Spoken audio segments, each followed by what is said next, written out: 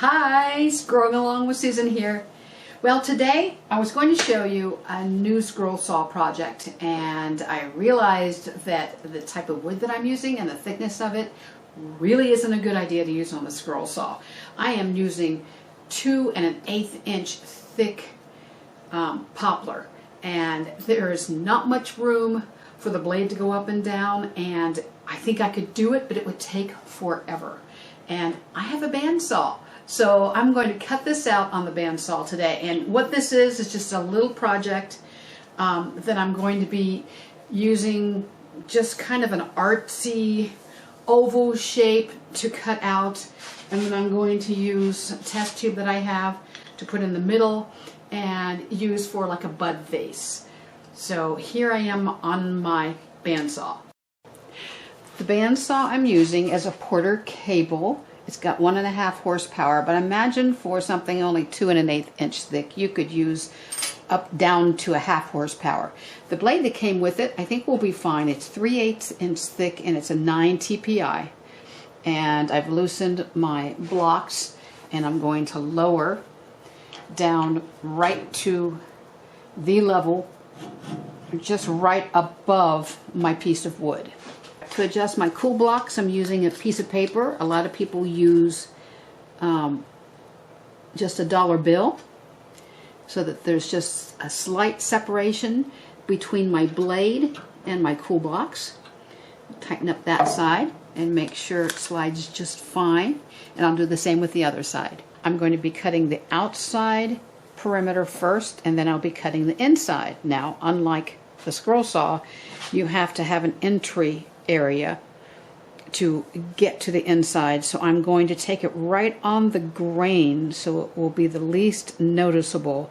Actually, I think I'll take it on this grain, because then I can do less of a curve than coming in and having to turn right away. So I will do this one right here. I'm wearing ear protection because I'm running my shop vac, which is quite noisy, and with that and the Porter cable, it's pretty noisy. Make sure to have all of your push blocks right at hand before you get started. I still consider myself a newbie when it comes to the bandsaw, especially cutting out something with an inside to it. So I hope that I'm showing you here that even if you are new, give it a try, because you might come up with something really nice and want to do more. Well, there was a little bit of burning here and here. I think I was going a little bit too slow there. I needed to keep the blade moving. Now it's time to do my entry and do the inner circle.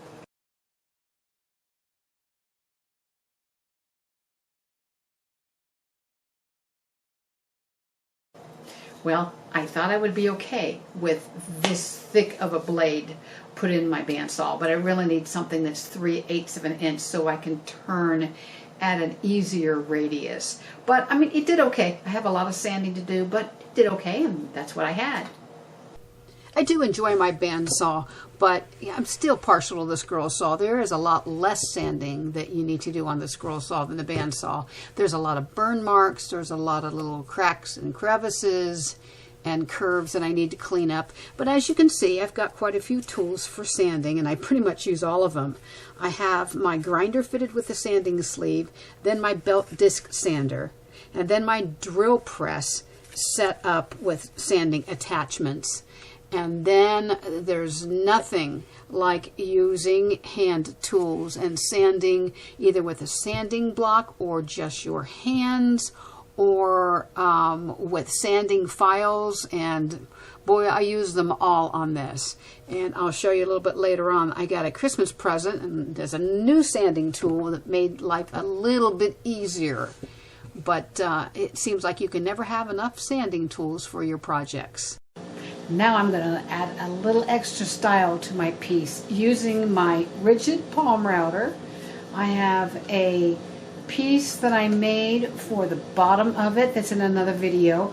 I'm using a 3/4 inch round over bit with the top that will slide on my piece, so that it will not go, it'll be even all the way around and only go to a certain depth. I have my router all set, and this really gives wonderful support. All I'm using here is a shelf gripping pad underneath to hold my piece while I'm routing.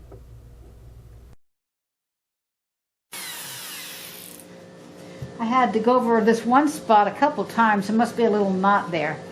That's pretty darn smooth. Now I'm going to do the outside and the other side the same way.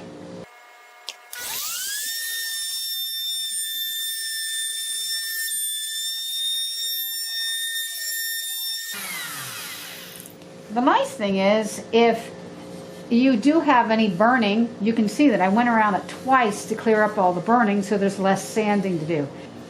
Well, I was going to put test tubes in here, but I decided to change it to a single bud vase because this is wide enough to accommodate that. And so I'm going to be drilling a very large hole on the top of this. And I need to get it set up. It's a 1.5 inch hole cutter. Now I'm going to use the blank that I cut out of here to put it in to offer support for the rest of the wood so it doesn't cave in on me.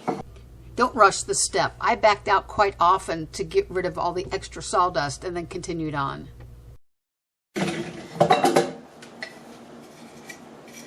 I do have a little sanding to do on the outside because it doesn't quite fit yet.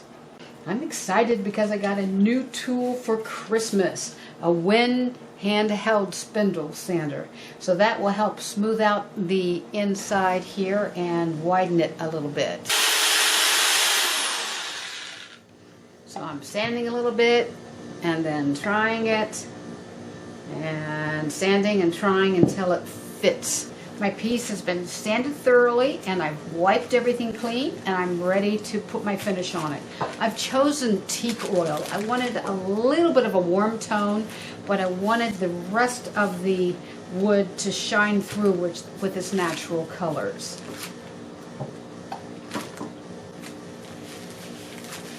Oh yeah, that's going to be pretty. Well, this took about 2.5 weeks to make because it was during Christmas and New Year's time. But I'm glad that I did it. It's a very unique piece. It's a nice conversation piece. I hope that you liked watching me make this. And hey, thanks for watching as always, and until next time.